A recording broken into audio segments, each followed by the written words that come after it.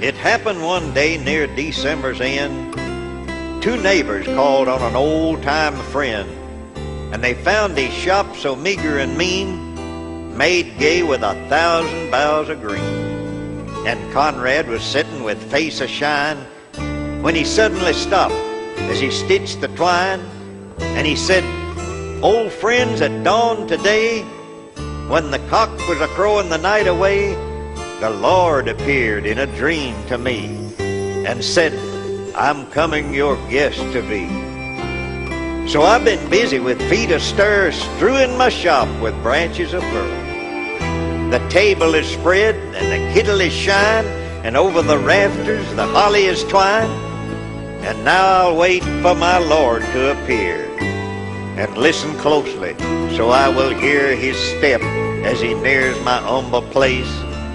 And I open the door and look on his face." So his friends went home and left Conrad alone, for this was the happiest day he had known. For long since his family had passed away, and Conrad had spent many a sad Christmas day. But he knew with the Lord as his Christmas guest, this Christmas would be the dearest and best. So he listened with only joy in his heart, and with every sound he would rise with a start and look for the Lord to be at his door, like the vision he had a few hours before. So he ran to the window after hearing a sound, but all he could see on the snow-covered ground was a shabby beggar, whose shoes were torn and all of his clothes were ragged and worn. But Conrad was touched, and he went to the door, and he said, "Your feet must be frozen and sore.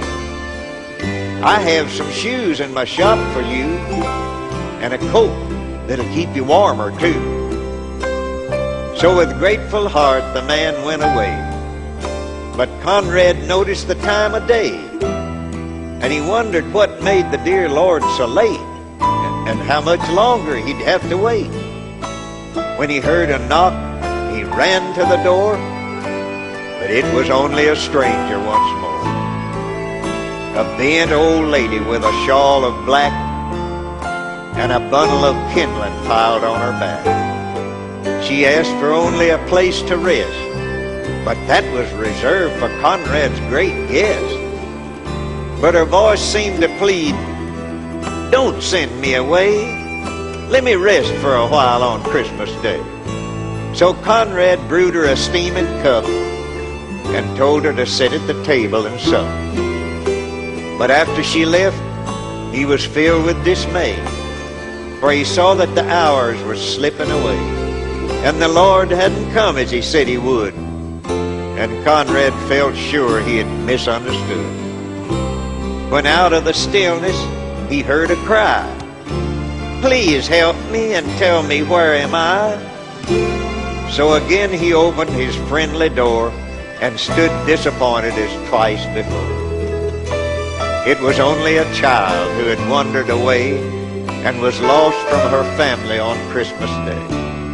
Again Conrad's heart was heavy and sad, but he knew that he could make the little girl glad, so he called her in and wiped her tears and quieted all her childish fears. Then he led her back to her home once more. But as he entered his own darkened door, he knew that the Lord was not coming today, for the hours of Christmas had passed away. So he went to his room and he knelt down to pray, and he said, "Lord, why did you delay? What kept you from coming to call on me? For I wanted so much your face to see." When soft in the silence a voice he heard, "Lift up your head, for I kept my word. 3 times my shadow crossed your floor. 3 times I came to your lowly door. For I was the beggar with bruised cold feet. I was the woman you gave something to eat. And I was the child on the homeless street. 3 times I knocked, 3 times I came in, and each time I found the warmth of a friend. Of all the gifts love is the best. I was honored to be your Christmas guest.